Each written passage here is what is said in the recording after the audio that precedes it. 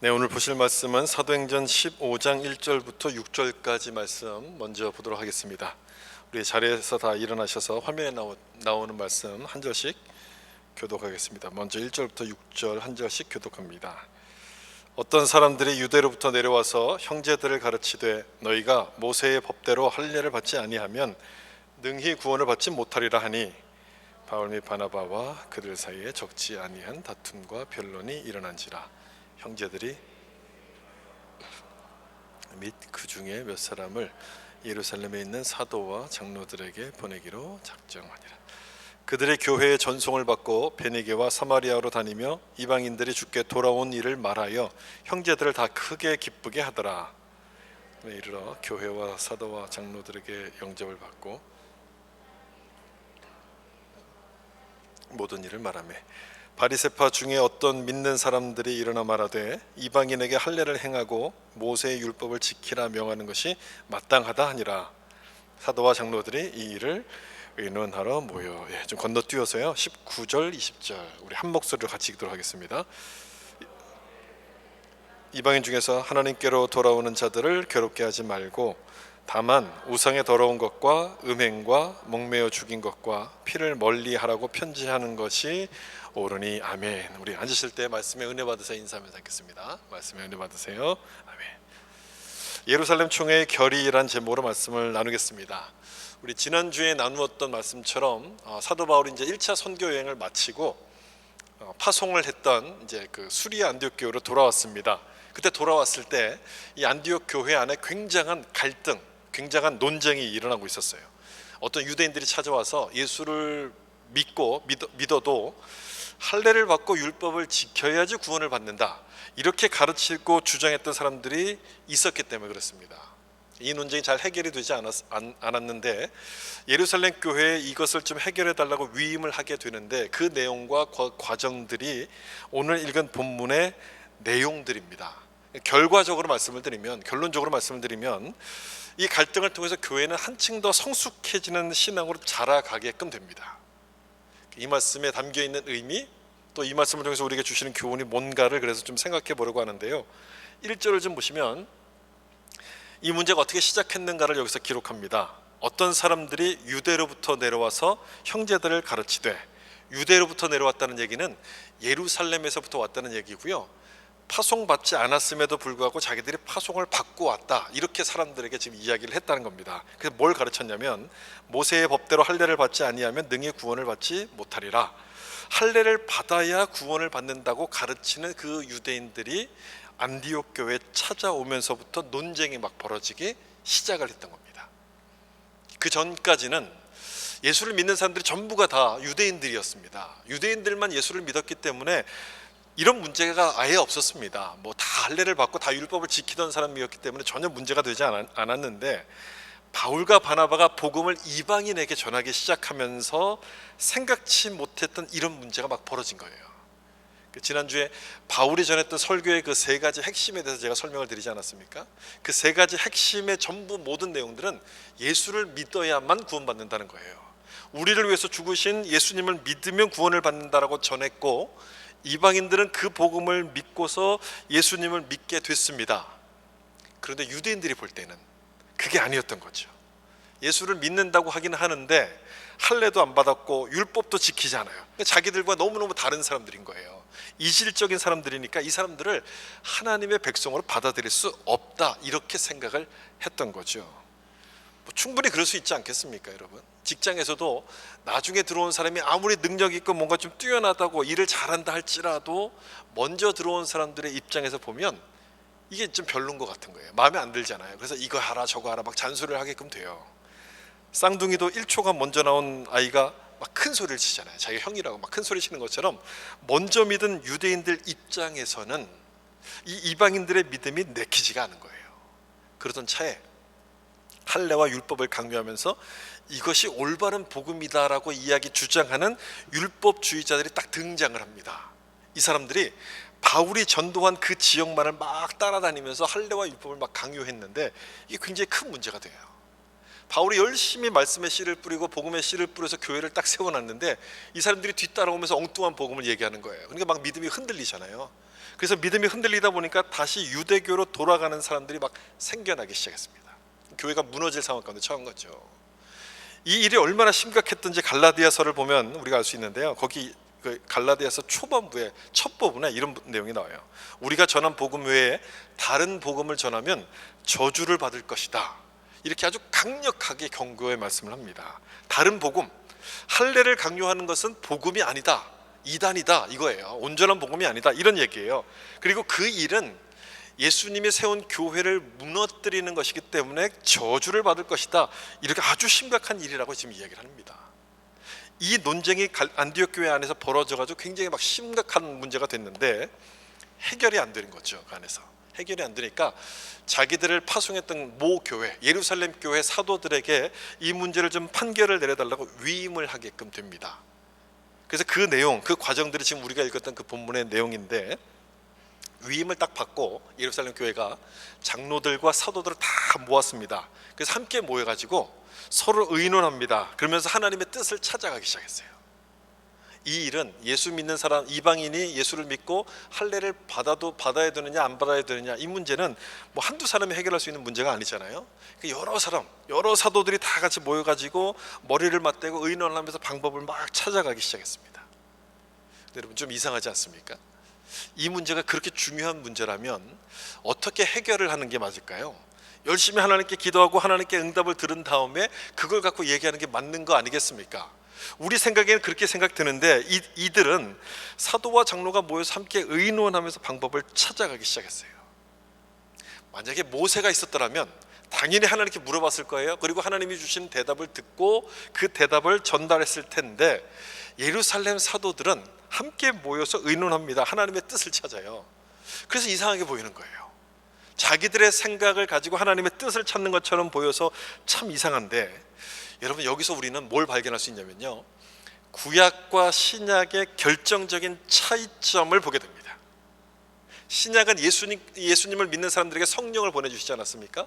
이 성령을 통해서 우리 마음 가운데 하나님께서 함께 계셔요. 그리고 그 뜻을 깨닫도록 우리를 인도해 가시는 것이죠. 그게 이제 신약이에요. 구약은 그러지 않았어요. 하나님의 위임을 받은 특별한 사람이 하나님의 뜻을 묻고 들은 다음에 그것을 전달해 주는 방법이었습니다. 이 차이가 이렇게 나는 거예요.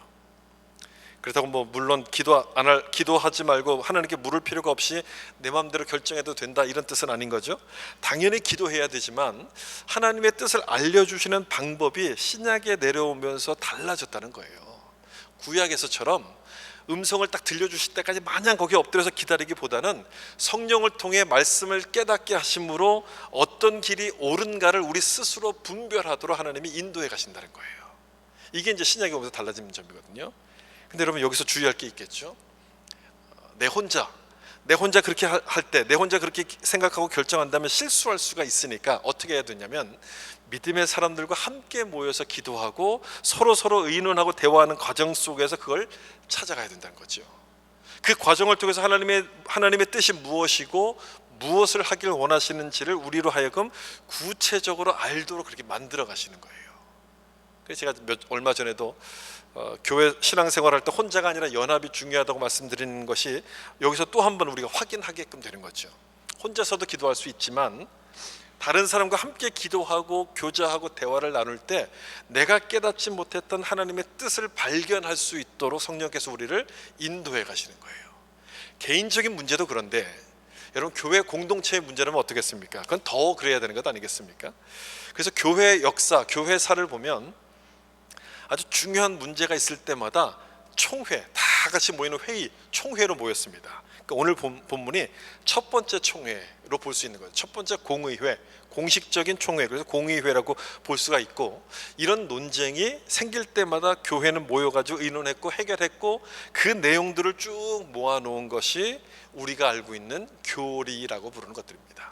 그러니까 요리문답, 웨스트민스터 신앙고백, 이런 것들이 다 그런 내용들인 거예요.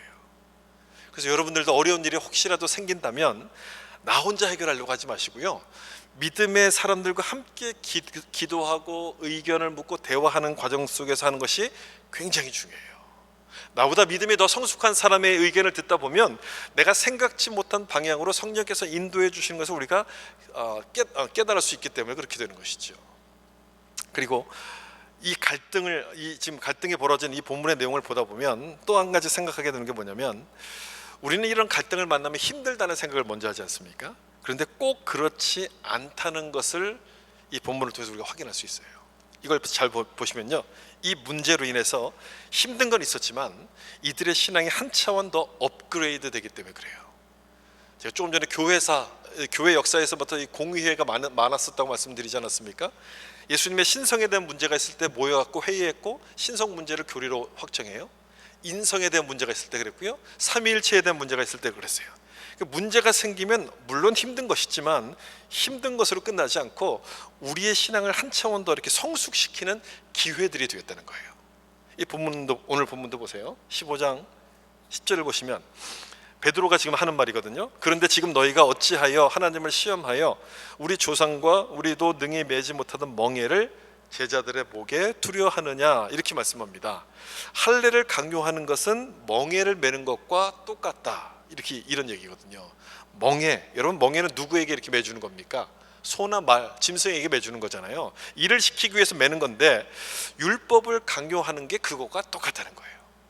우리는 하나님의 자녀인데 하나님의 자녀인 우리에게 종의 멍에를 이렇게 씌워주는 것과 똑같다는 거예요. 그럼 어떻게 되겠습니까?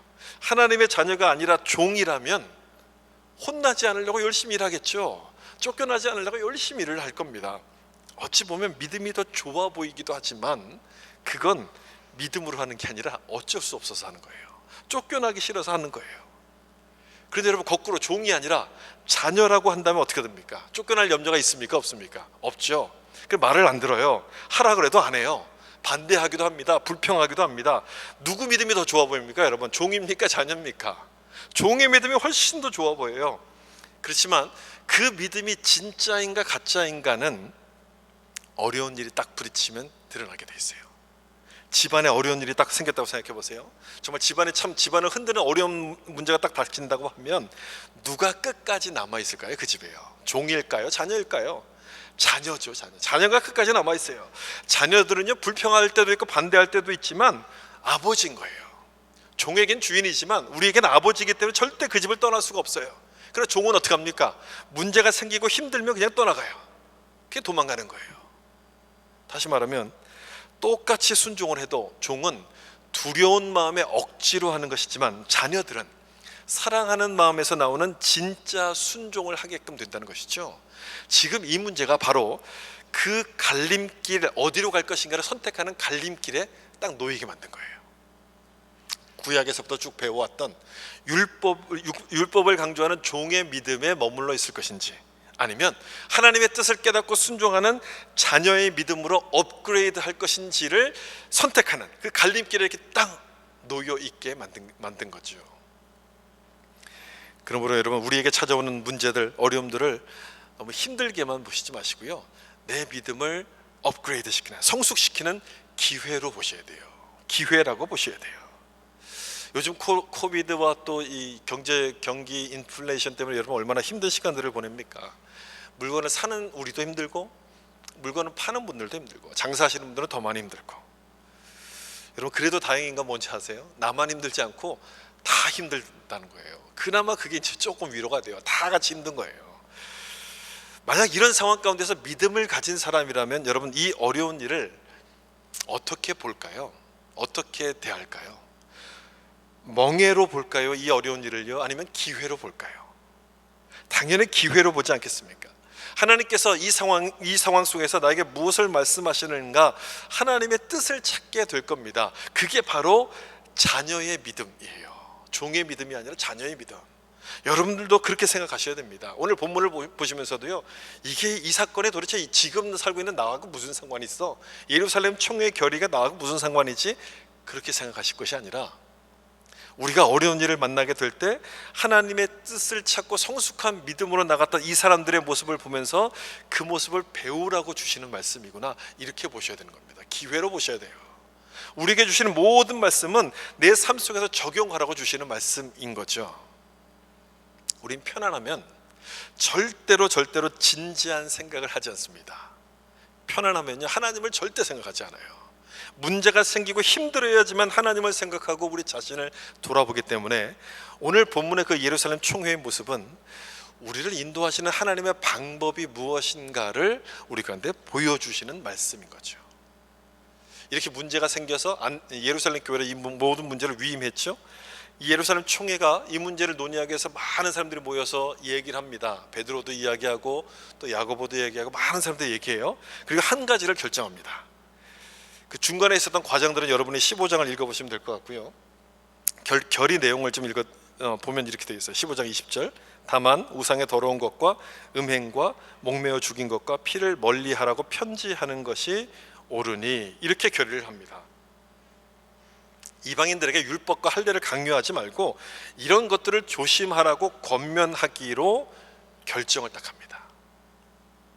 여러분, 이 말씀을 보시면서 주의하셔야 될 것이 뭐냐면, 이 멀리하라고 이렇게 돼 있잖아요. 이 멀리하라고 하는 이 내용들은 예수 믿는 사람들의 자격이나 조건으로서 하고 있는 말씀이 아니라는 점입니다. 그 점을 잘 보셔야 돼요.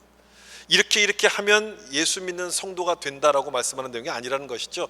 자격이나 조건의 말씀이 아니라는 겁니다. 만약 그렇다면 할례를 받으라고 요구하는 것과 똑같은 말씀이 돼요. 하나도 다르지가 않아요.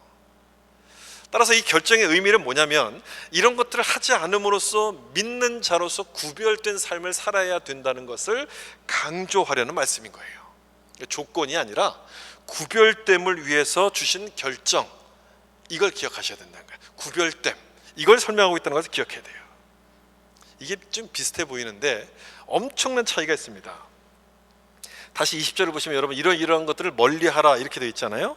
멀리하라는 얘기는 먹으면 안 된다는 건가요? 먹어도 된다는 얘기인가요? 멀리하라, 된다는 겁니까? 안 된다는 겁니까? 먹어도 되긴 되지만 안 먹는 게 훨씬 좋다, 이런 뜻 아닙니까? 멀리하라. 그래서 이 말씀의 의미가 여러분 뭔지를 좀 이해하시려면 로마서 14장과 좀 연결시켜서 생각해 보시면 되는데, 14장에서 이런 말씀이 나와요. 믿음이 연약한 자를 너희가 받아들여라, 그렇게 말씀하시면서 먹는 자는 먹지 않는 자를 비난하지 말고 먹지 않는 자는 또 먹는 자를 비난하지 말라, 서로를 비방하지 말라, 이런 말씀이 거기 나와요. 고기를 먹는 문제에 대한 얘기거든요. 그 당시에 이제 그 신약 성경의 시대, 또 고대 사회에서는 주로 시장에서 팔리는 고기들이 어떤 고기였냐면, 그 우상에게 제물로 바쳐진 그 고기들이 시장에 나와서 팔았습니다. 그 고기를 먹어도 되느냐 먹지 말아야 되느냐, 그 문제에 대해서 지금 언급하고 있는 내용이에요. 여러분들은 예전에 어떻게 배우셨어요? 예전에 우리 주일학교 다닐 때, 어렸을 때 신앙생활 할 때 그런 고기, 우상에게 바쳐진 고기를 먹어도 되냐 마냐 어떻게 배우셨어요? 혹시 기억나십니까? 먹으면 안 된다 막 이렇게 배우지 않았습니까? 구약 성경에도 보면 그랬죠. 다니엘과 세 친구가 어떻게 합니까? 우상에게 바쳐진 그 음식을, 고기를 먹을 수가 없어서 우리는 채소만 먹겠습니다, 그렇게 하면서 자기의 신앙의 정조를 지키는 그런 장면이 나오잖아요. 그게 구약의 모습이에요. 우리가 옛날에 배운 것도 그런 모습이에요. 그건 먹으면 안 된다 이렇게 배웠는데, 이 모습이 신약 시대로 넘어가면서 약간 달라집니다. 신앙에 대한 이해의 폭이 훨씬 넓어지기 시작해요. 어떻게 됐냐면, 우상에게 바쳐진 고기를 먹으면 안 된다는 생각에서 무조건 안 된다고 생각했는데, 우상은 원래 없는 거야.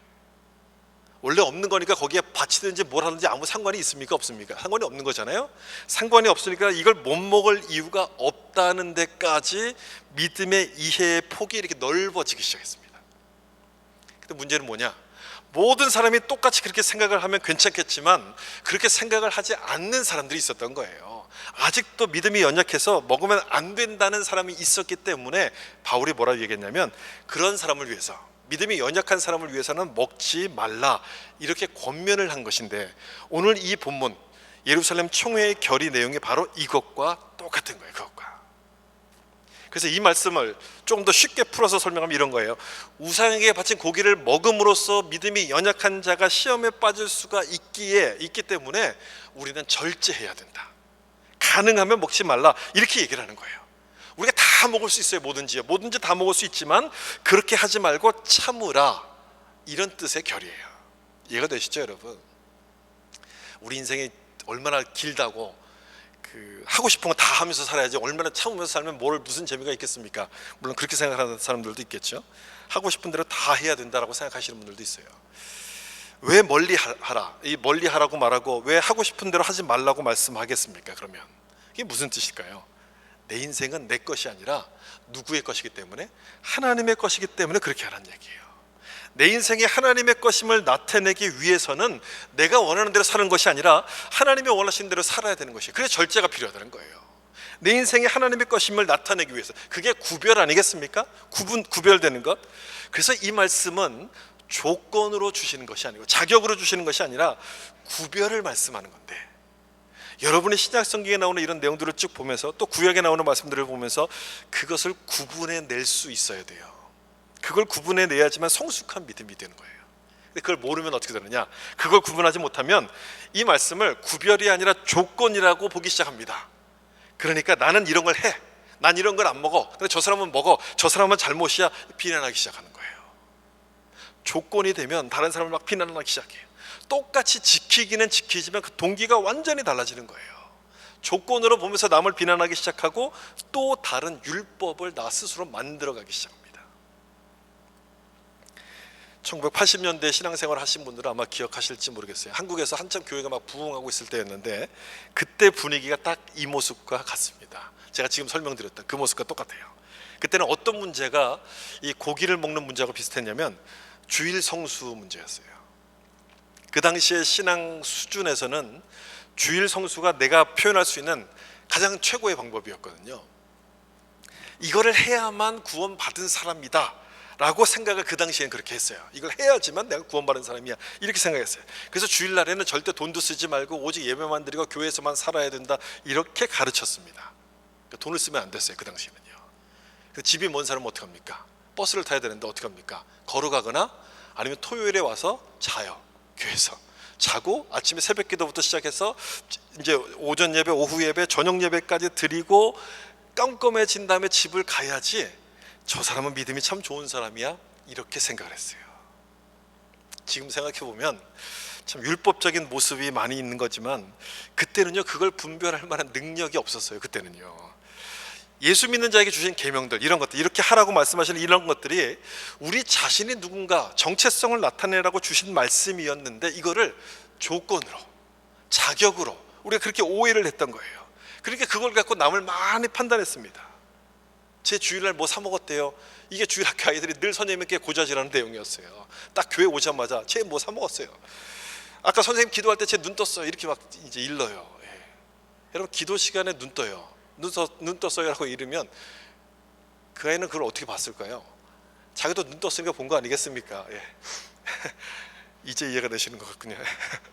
그런데 남을 비난하기 바빠가지고 남을 이르기 바빠갖고 자기가 뭘 한 걸 생각을 못하는 거예요. 이게 아이들 모습이거든요. 근데 아이들만 그런 게 아니에요. 어른들도 똑같아요. 몸은 어른인데 영적으로 성숙하지 못하면 똑같습니다. 다른 사람의 잘못을 지적해주고 일러주기 바빠요. 저 사람은 예배도 안 드려요, 봉사도 안 해요, 헌금도 안 해요, 이런 것들을 쭉 얘기해요. 이 말씀이 조건인지 구별인지를 구분하지 못하면 엉뚱한 곳에다 그렇게 적용합니다. 예루살렘 총회의 결의를 보면서 우리가 다시 한번 생각하게 되는 것은 이거예요. 하지 말라고 주시는 이 말씀은 믿음의 조건으로서 주신 것이 아니라 믿음을 가진 사람들이 구별된 삶을 살도록 주시는 말씀이라요. 구별된 삶, 내가 하고 싶은 것을 하지 않고 삶으로 말미암아 하나님이 원하시는 대로 삶으로써 나는 누군가, 내 정체성을 나타내라, 그러려고 주시는 말씀이라는 거예요. 그래서 이 말씀을 가지고 다른 사람을 정죄하지를 않습니다. 그런데 사용하지를 않아요. 다시 20절 보시면 우상의 더러운 것을 멀리하라 이렇게 되어 있어요. 더러운 거, 우상의 더러운 거. 우상이 더러운 것이 도대체 무엇을 의미하는 겁니까? 우상은 앞에서 제가 설명드린 것처럼 존재합니까? 존재하지 않습니까? 존재하지 않아요. 없어요. 없는 건데 사람들이 존재하는 것처럼 형상을 만들고 그 앞에서 막 절을 합니다. 입도 만들어요. 근데 말합니까? 말을 못해요. 눈을 만들어요. 봅니까? 못 봐요. 입이 있어도 말을 못하고 눈이 있어도 보지 못하는 게 우상인데 거기에 우리가 절을 해요. 여러분, 우리는 하나님의 형상을 닮은 사람이에요. 하나님의 거룩한 성품과 인격을 담아서 지은 사람들이 우리인데 그런 우리가 말도 못하고 보지도 못하는 그 우상 앞에서 절하는 거예요. 그게 더럽다는 뜻이에요. 오염됐다는 뜻이에요. 오염됐다. 우상에게 오염됐어요. 죄에 오염됐어요. 바로 그걸 이야기하는 거예요. 여러분, 내 삶이 불안하고 내 삶에 뭔가 걱정이 많다고 해서 우리가 점을 치고 주수를 의지할 수 있겠습니까? 우리가 그렇게 할 수 있는 겁니까? 그게 맞는 거겠습니까? 아닌 거죠. 우리는 그렇게 할 수가 없어요.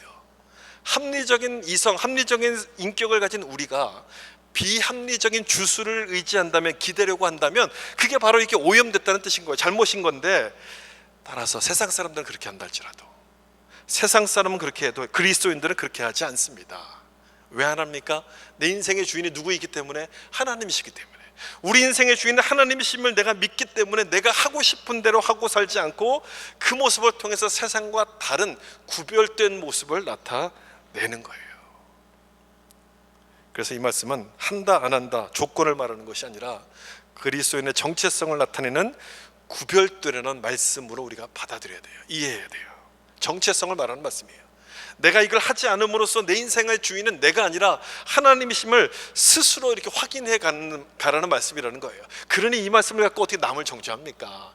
나에게 적용시키기도 바빴죠. 근데 우리가 이걸 자꾸만 까먹어요. 자꾸만 잊어버려요. 잊어버리다 보니까 내 믿음을 어떻게 확인하려고 하냐면, 나는 이런 거 하는데 저 사람은 저런 거 안 해. 내가 저 사람보다 훨씬 더 많이 해. 난 그래서 믿음이 좋아. 이렇게 확인을 해요. 이 말씀을 잊어버리니까 자꾸만 그걸 확인해요. 그런데 여러분, 우리 믿음은요, 내가 얼마나 많이 하는가로 확인이 되는 게 아니고요, 나의 주인이신 하나님을 내가 얼마나 인정하는가로 확인이 되는 거예요. 믿음이요. 내 삶의 영역 중에서 10개라면 10개 중에서 내가 몇 개나 하나님을 나의 주인으로 인정하느냐, 거기에 따라서 우리 믿음이 얼마나 큰 것인가가 결정이 된다는 얘기예요. 그 내용을 에베소서 4장에 설명하는데, 믿는 자와 믿지 않는 자의 차이를 여러분 어떻게 설명하는가 좀 보세요. 여기 4장 17절부터 19절 보시면 먼저 믿지 않는 자에 대해서 설명하는 것인데, 여기 보시면 이방인이 그 마음에 허망한 것으로, 그리고 마음에 굳어짐으로, 그리고 감각 없는 자같이 되어 방탕에 방임하고 더러운 것을 욕심으로 행한다, 이렇게 되어 있습니다. 여기서 왜 이런 일들을 합니까? 누구를 떠났기 때문에? 하나님을 떠나서 살기 때문에 그렇다는 얘기예요. 마지막에 더러운 것을 욕심으로 행하되라고 되어 있죠. 하나님을 떠나서 하는 모든 것들이 오염되고 더러운 것인데, 하나님을 안 믿으니까 그게 보이겠습니까? 안 보이는 거예요. 그게 옳은 줄 알고 계속 따라가다가 방탕한 삶을 살기 시작합니다. 내 인생을 내가 책임질 수 없는데 내가 책임질 것처럼 막 쫓아가니, 허망한 것을 쫓아가니까 그 인생은 낭비한 인생이 된다는 거예요. 잘 보시면 무엇을 하느냐 하지 않느냐를 언급하지 않고요, 마음을 설명하고 있어요. 마음이 허망하고 마음이 굳어졌고 마음을 설명하고 있어요. 이런 사람이 내 인생의 주인이 나라고 생각하는 불신자들이다, 이렇게 성경에 설명합니다. 그럼 믿는 자는 어떤 사람들인지 아십니까? 그 다음에 4장 22절부터 24절 보시면, 너희는 유혹의 욕심을 따라 썩어져가는 구습을 따르는 옛사람을 벗어버리고 오직 너희 심령이 새롭게 되어 하나님을 따라 의와 진리의 거룩함으로 지으심을 받은 새 사람을 입으라. 아멘. 이게 이제 믿는 자의 모습이라는 것인데, 여러분 다른 점이 보이십니까? 뭐가 다른지? 그리스도인들은 욕심을 따라 살지 않아요. 하나님을 따라 산다고 되어 있어요. 여기 하나님을 따라서 의와 진리와 거룩함으로 지으심을 받은 새 사람이 된다, 이렇게 설명하는데, 여기서 말씀하고 있는 중심 포인트는 뭐냐면, 무엇을 한다 안 한다가 아니라 마음이 어떤 사람이냐, 새 사람이 된 사람, 심령이 새롭게 되었다, 이걸 설명한다는 거예요. 정체성을 지금 이야기하고 있다는 거예요. 누구를 주인으로 삼고 살아가느냐, 그 정체성이 분명한 사람이 신자다, 믿는 사람이다라고 지금 설명하고 있어요. 도덕적으로 옳아서 종교적으로 교회를 다니기 때문에 그래서 차이가 나는 것이 아니라 정체성이 다르기 때문에 이 사람들이 믿는 사람이다, 이렇게 설명하고 있다는 거예요. 여러분, 구원은 어떤 사람이 구원을 받습니까? 누가 구원을 받아요? 교회를 다니는 사람입니까? 예수님을 믿는 사람입니까? 누굽니까? 예수님을 믿는 사람이죠. 예수를 믿는다는 얘기는 나 중심이 아니라 예수님을 중심으로 사는 사람이란 얘기예요. 정체성이란 거예요. 정체성. 그래서 정체성이 중요하다는 건데, 이거를 잊어버리니까, 이걸 자꾸만 잊어버리니까 우리는 종교적인 것으로 판단을 합니다.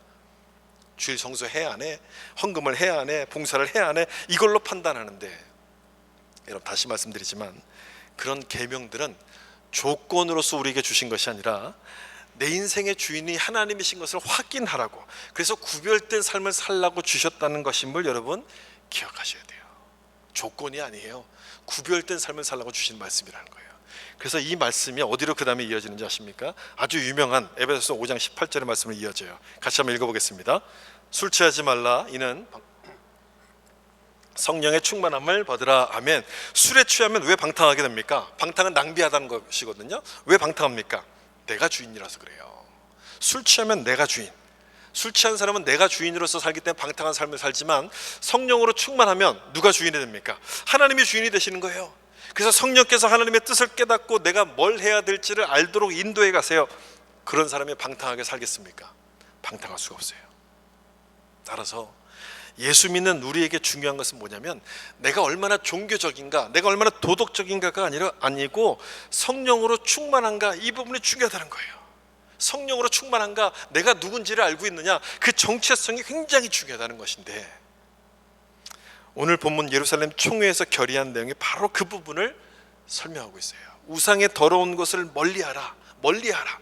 그리스도인들은 내가 하고 싶은 대로 사는 사람들이 아니고 하나님이 원하시는 대로 사는 사람이기 때문에 이 우상을 멀리하는 거예요.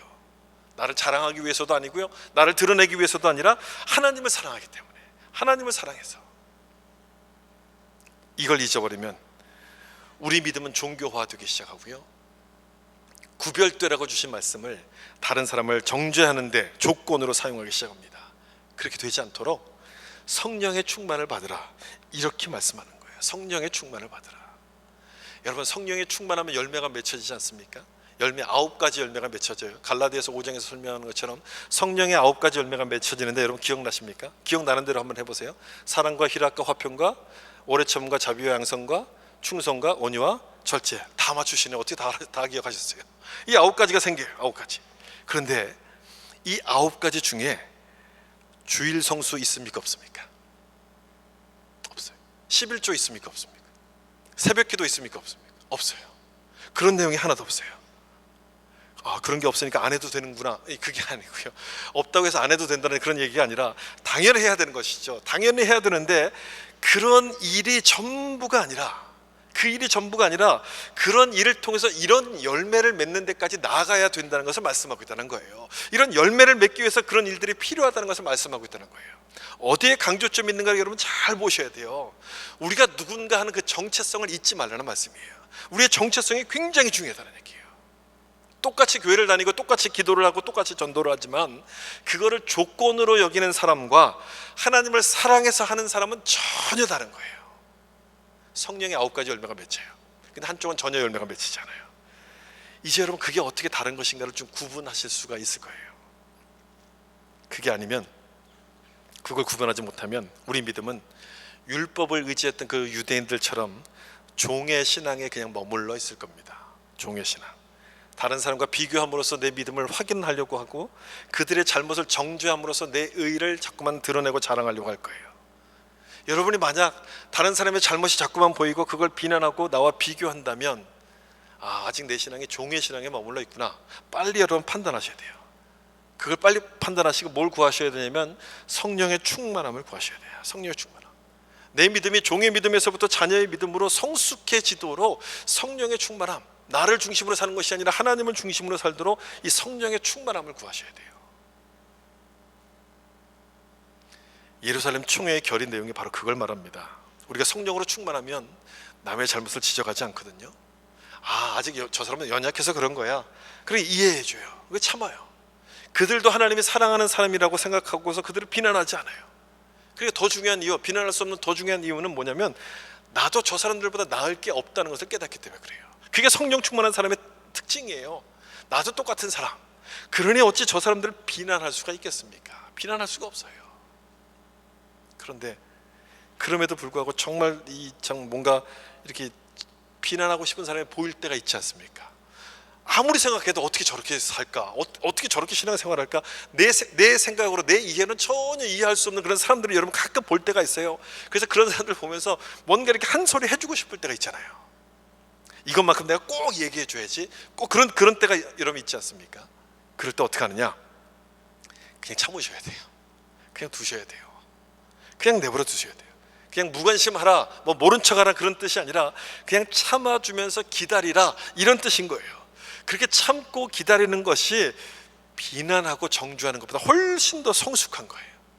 그게 더 큰 특권이에요. 그게 그렇게 할 수 있다는 것 자체가 특권이에요. 왜냐하면 그건 주님을 닮아가는 사람만이 할 수 있는 일이기 때문에 그런 거예요. 참고 절제하게 될 때 예수님이 날 위해서 십자가를 지셨다는 그 의미가 무엇인지를 깨닫는 수준으로 우리가 높아지기 때문에 그래요.